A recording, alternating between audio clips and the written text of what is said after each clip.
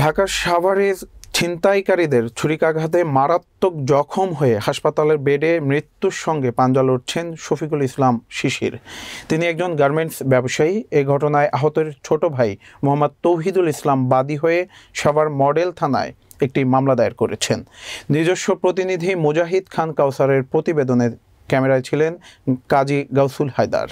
সাভার পৌরসভার ডগরমোড়ার মোহাম্মদ রফিকুল ইসলামের ছেলের করা মামলার এজাহার সূত্রে জানা গেছে, গত ৩ জুলাই রাত আনুমানিক ১১টার দিকে ভুক্তভোগী শফিকুল ইসলাম শিশির কুমিল্লা থেকে ঢাকা আরিচা মহাসড়কের রেডিও কলোনি এলাকায় এসে নামলে পথের মধ্যে ৪ জন ছিনতাইকারী অস্ত্র ঠেকিয়ে তার কাছ থেকে মুঠোফোন ও টাকা পয়সা ছিনিয়ে নেয়।